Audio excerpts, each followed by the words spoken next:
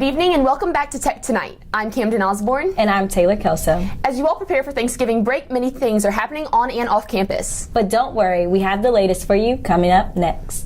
133 million citizens participated in the recent 2018 midterm election on November 6, making it America's largest midterm voter turnout to date. This is the first midterm in history to exceed over 100 million votes, with 49% of eligible voters taking part in the election. This midterm made additional history in that America's diversity was showcased and celebrated in the candidates who won their race. This includes the first openly gay man to be elected governor of a U.S. state, two 29-year-olds becoming the youngest women to be elected to Congress, and the first woman elected to govern the U.S. island territory of Guam. Congress will welcome the first Latino women, the first Muslim women, the first Native American women, and the first Korean American women in history. States like Connecticut and Massachusetts elected their first African American women to the legislative branch as well. This is an important mark in our country's history. Although a week has passed from Election Day, recounts are underway in 3 major statewide races. 2 states are too close to call and are in the process of a recount of votes. In Georgia's governor race, Democrat Stacey Abrams is holding out hope for a recount or even a runoff. In Florida, 2 recounts are underway for the governor and Senate races, both of which Republicans narrowly lead. In Arizona, the seat was called on Monday evening for Republican Martha McSally. The situation in each state is unique, but President Donald Trump wants the recounts to stop and revert back to what was counted on Election Day. Florida is America's most notorious swing state, so the outcome of the recount could make a huge difference. The recount is continuously being updated, so a final count should be made by the end of this week. Virginia Tech School of Performing Arts presented Angels in America Part 1 Millennium Approaches by Tody Kushner from November 7th through November 14th in the Squire Studio Theater. Against the backdrop of the AIDS crisis, the play questions America's society and future.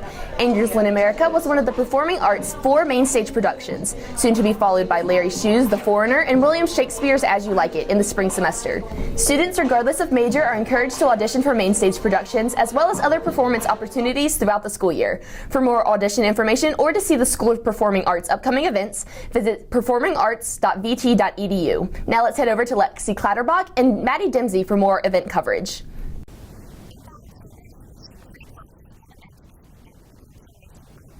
Friday, November 9th through Sunday, November 11th, local business Imbalance Yoga, an affiliate of the Kungu Yoga School, fundraise money for nonprofit organization Homes of Hope. I spoke with Kayala Mason, Nicole Boyle, and Datu Johnny, who tell us a little bit more about the studio and Homes of Hope.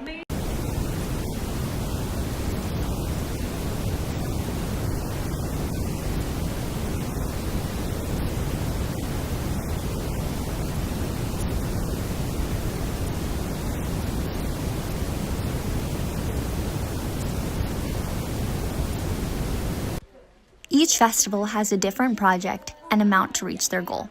And this weekend, Imbalance Yoga hopes to raise $4,000 toward purchasing toilets for the Homes of Hope orphanages. Imbalance Yoga offered 30 free classes this weekend. According to Nicole Boyle, the yoga studio wanted the festival to include a wide range of classes for all sizes, ages, and abilities. Reporting from Imbalance Yoga, I'm Lexi Clatterbach for Tech Tonight. Every year, the Marching Virginians help put on the Hokies for the Hungry canned food drive. This week, members of the band have all been bringing in non-perishable canned goods to help benefit the Montgomery County Christmas store. For 22 years, the Marching Virginians have helped put on the Hokies for the Hungry canned food drive. This begins the week leading up to game day, where sections of the band all participate in a competition to see who can bring in the most cans. The cans are brought to the Marching Virginian Center to be collected and counted. The drive ends with game day on Saturday, where the band will go around campus asking tailgaters to donate cans in exchange for a performance of their favorite Hokie tunes. For Virginia Tech Television, I'm William Redmond. Thanksgiving break is right around the corner, and Virginia Tech Dining Services hosted a campus-wide feast. On Wednesday, November 14th, D2 and Owens served Thanksgiving favorites of oven-roasted turkey, maple-glazed salmon, whipped potatoes, and so much more. D2 served from 4:30 to 7, while Owens served from 5 to 8. Students could get their meal for only $5.65 on the Flex Dollars. In addition, Turner Place and Weston Market hosted Thanksgiving specials throughout the entirety of the day.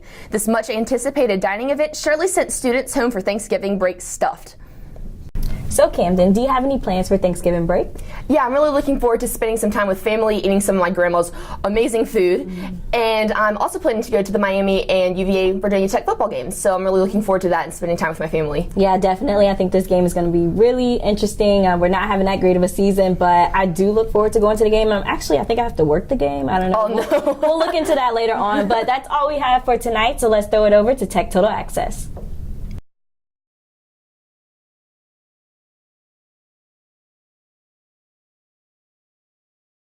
Hello and welcome everyone to another episode of Tech Total Access. I'm Nicholas Rios alongside Zach Nair, and today we have a great show for you to start your Thanksgiving break. Isn't that right, Zach?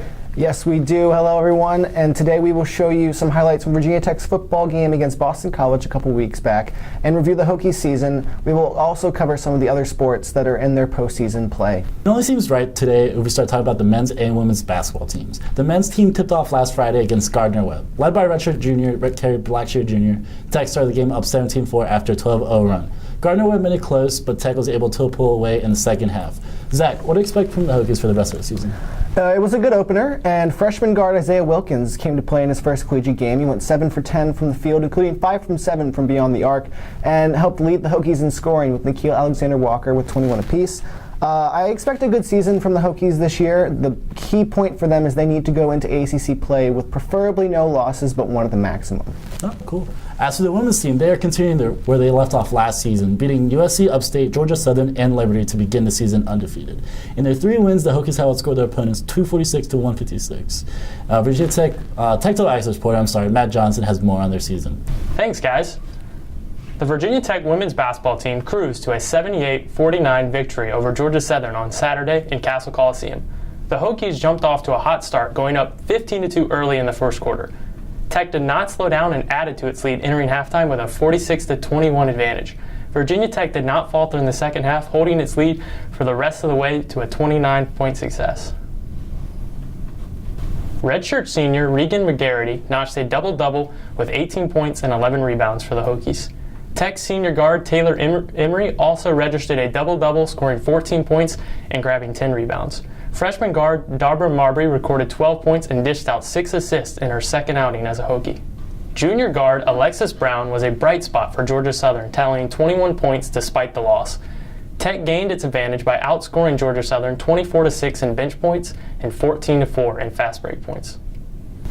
The Hokies returned to action when they hit the road to Lynchburg, Virginia to face off against Liberty on Tuesday, November 13th. Tech will then return to Blacksburg to take on Monmouth on Friday, November 16th, with coverage available through the ACC Network Extra. I'm Matt Johnson, and back to you, Zach. Thanks, Matt. The women's basketball team's off to a hot start and looks to continue their streak and notch their 4th win in a row Friday against Monmouth in Cassell Coliseum at 7 p.m. The Virginia Tech women's soccer team began their NCAA tournament run last week by traveling to Austin, Texas to face the 17th-ranked Texas Longhorns. A 67th-minute goal by junior forward Bridget Patch gave the Hokies a win in enemy territory, and they advanced to the second round of the tournament where they will face the Arkansas Razorbacks. The Virginia Tech men's soccer team had an up-and-down week. After beating Syracuse at home 3-1, the Hokies fell to North Carolina Tar Heels 3-0 in the quarterfinals of the ACC Championship. The team will now look to regroup from their loss and begin play in the NCAA tournament later this week against the winner of Charlotte or Georgia State. The Virginia Tech Hokies football team has had a rough patch of games lately as the team lost to ACC rivals the Pittsburgh Panthers a week after losing on homecoming week to the Boston College Eagles, where Tech Total Access field reporter Adit Mahmood was on the scene. North Lane Stadium, Virginia Tech lost to Boston College 21-31. Boston College used strong performances from their running backs to propel themselves to an ACC victory over Virginia Tech. Eagle star running back A.J. Dillon rushed for 96 yards, making it only the 3rd time this year that he was held to less than 100 yards in a game. Quarterback from Virginia Tech, Ryan Willis, threw for 281 yards and rushed for 49. Meanwhile, Hokies receiver Damon Hazelton caught his 7th touchdown pass of the season, which is the most that any Hokies has caught this year. Wide receiver Eric Kuma also caught another touchdown pass. After the game, Tech coaches and players explained what went wrong. Would you consider taking over play calling just because of unfair? Play calling has nothing to do with it. Play execution has 100% to do with it. And that's not taking it from the coaches to the players. It's the coach's job to get the players and teach the players to execute. Got a ton of snaps, limited Yeah, a little bit. You know, tonight we only brought a little bit of pressure, and that was based off of some formations and things like that, and where they put their formations. And they really get into a lot of tight formations and kind of limit you that way with certain things. So good at times and so bad at others. Yeah, it's definitely frustrating because I think we all know how good it can be, but you kind of get tired of hearing how good it can be. A class that doesn't I'm not worried about that at all. I believe in these guys. I believe in our coaching staff. I believe in this team. There's still some football left. And against great teams, and we're a great team that we want to be. So I'm not worried about that streak on, UVA and all that. I'm not worried about that. Whenever that time comes, I think that's going to be a huge game. Tech Total Access is a deep move. All right, Zach, as I'm sure you're aware, and a lot of diehard Hokie fans out there know, there's a couple streaks that could come to an end this season. First of all, it's our NCAA record bowl streak. It's been 25 years, and it could be in trouble if we don't win our last 2 games. And the second one is, I think, what more Hokie fans think is the most important one, our Commonwealth Cup wins against UVA. What do you think about this? Well, as I said earlier, unfortunately, the injury bug has hit the Hokies hard this year. That being said, they can turn the tide against an equally struggling Hurricanes team and go, and as far as the UVA game, and this goes with every rivalry game, throw the record out. Anything can happen in those games, and it'll be interesting to see who comes out on top. I expect an extremely emotional entry to the Commonwealth Classic. It's going to be a very big game, especially if both streaks are on the line. Get ready. Yes. Lane Stadium's going to be popping. Yes. That is all we have for this week's show from everyone here at Tech Total Access and Virginia Tech Television. We wish you all a happy and safe Thanksgiving, and go Hokies.